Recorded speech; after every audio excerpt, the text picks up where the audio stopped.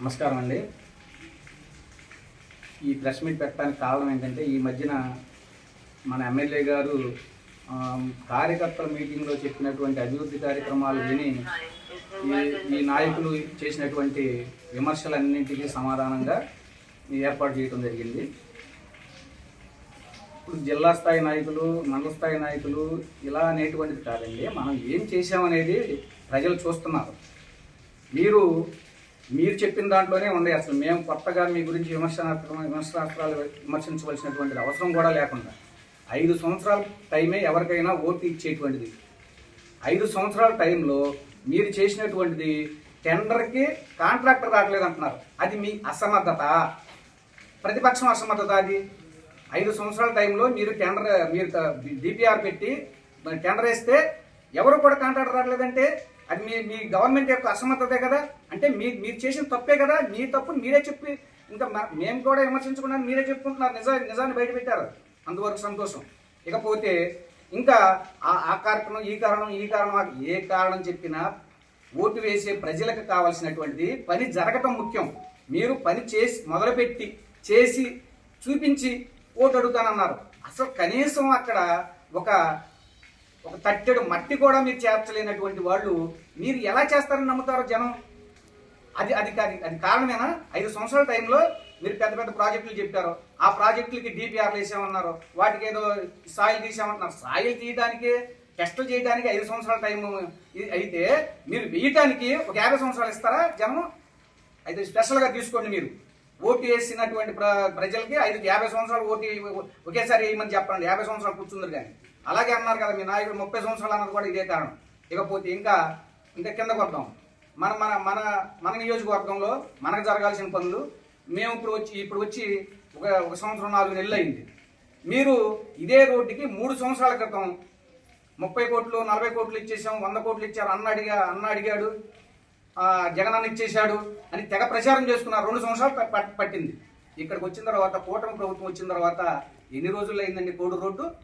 ఎన్ని రోజుల్లో అయింది? 2 నెలల నుంచి 3 నెలల మధ్యలో అవజేసాం. దాని కాంట్రాక్ట్లు కొన్ని చిక్కుల వలన కొంత టైం ఆగింది. మొదలుపెట్టిన తర్వాత 90 రోజుల్లో లోపే అయిపోయింది. ఇది జనం చూస్తున్నారు. మీరు 5 సంవత్సరాల్లో వేయలేనటువంటి రోడ్డుని 90 రోజుల్లో చూపించారు కదా. చూపించి ఇప్పుడు మళ్ళీ ఇంకొకటి కూడా మీరు ఏమంటున్నారు, అది ఈ మీడియాలో కూడా క్లియర్గా పెట్టేస్తున్నారు. మీకు అసలు ఆయన స్లూయిజ్లు అడగలేదు, అయ్యి అడగలేదు, ఇవి అడగలేదు అని చెప్పేసి. చేసే విమర్శకి కారణం ఉండాలండి. ఎవరైనా సరే చేసే విమర్శకి కారణం ఉంటే ప్రజలు హర్షిస్తారు. ఆయన అడిగింది క్లియర్గా దాంట్లో కనబడుతుంది కదా. అవుట్ ప్లాస్ యూజ్ వల్ల 5,000 ఎకరాలు ఆగిపోతున్నాయని మా నాయకుడు అడిగినటువంటిది అక్కడ క్లియర్గా ఉంది మీడియాలో. ఇంకా అది కూడా చూసుకోకుండా మీరు విమర్శించేస్తే మిమ్మల్ని ఏమంటారు? మీరు పని చేతకాని ప్రభుత్వం, పని చేయని ప్రభుత్వం అనేటువంటి క్లియర్గా ప్రజలు తీర్పు ఇచ్చారు. ఇచ్చిన తర్వాత కూడా మీరు నిర్మాణాత్మకంగా మాట్లాడండి. ఇప్పటికైనా వాస్తవం తెలుసుకుని మాట్లాడితే బెటర్. ఇంకపోతే నిధులు వాడేసుకున్నారు, అన్ని సవాళ్ళు విసురుతున్నారు. గ్రామ స్థాయిలో మన అన్ని పల్లెటూరులే. గ్రామ స్థాయిలో పంచాయతీలకు ఇచ్చినటువంటి నిధులన్నింటినీ మళ్లించుకుని కనీసం లైట్ వేయడానికి ఇచ్చే శాలరీ కూడా లేకుండా చేసినటువంటి ఘనకార్యాలు మీరు కాదా? ఇంకపోతే భవన కార్మికులు, నిర్మాణ కార్మికులు ఫండ్స్ అన్ని కూడా డైవర్ట్ చేసుకున్నటువంటిది ఇది నిజం కాదా? ఇది అబద్ధమా? దీనికి ఎక్కడ చర్చ పెట్టుకుంటారు చెప్పండి. మీరు సవాళ్ళు అయ్యే పెద్ద వాదాలు వాడవసరం లేదు. మీరు ఎక్కడ ఏ ప్లేస్లో చర్చ పెట్టినా మేమే వస్తాం. మీకు సవివరమైన కారణాలతో సహా ఇస్తాం.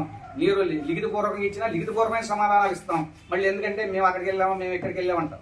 ఇంకోకపోతే అసలే కోతి అది కళ్ళు తాగింది.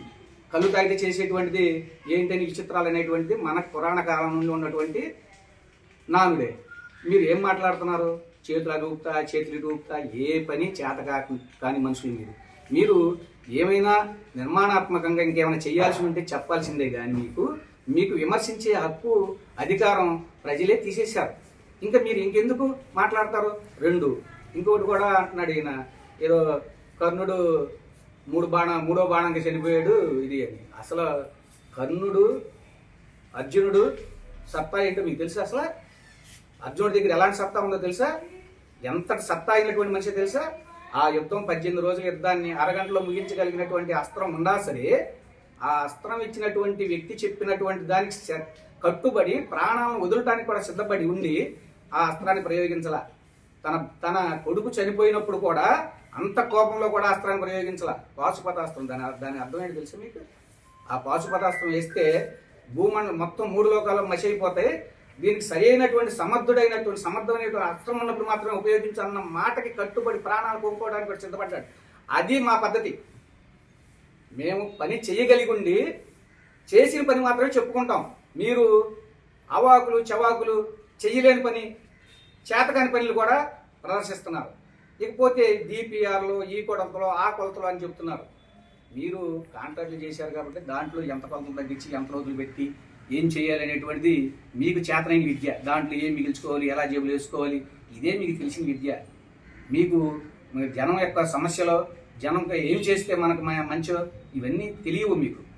ఇవి పాతకాలం. ఇవాళంతా కూడా చదువుకున్నటువంటి వ్యక్తులు ముందు తరంలో వచ్చే ఓట్లు వేయబోతారు. ఏం చేశారనేటువంటిది లెక్క అడుగుతారు. ఇంతకుముందు మన వాళ్ళు చెప్పిన డిఎస్సీలు కానీ ఇలాంటి ఏం చేశారు మీరు? అభివృద్ధి, సంక్షేమం యథావిధిగా జరుగుతూనే ఉంది కదా. మీరు ఇచ్చినటువంటి దానికంటే ఎక్కువ ఇస్తున్నారు.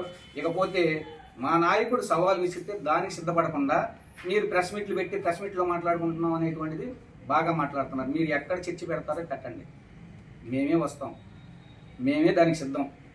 మీరు ఏ విధమైనటువంటి అంశం గురించి ఆ అంశంగానే మాట్లాడదాం. మిగతా ఎక్స్ట్రా వర్డ్స్ మాట్లాడాల్సినటువంటి అవసరం లేదు.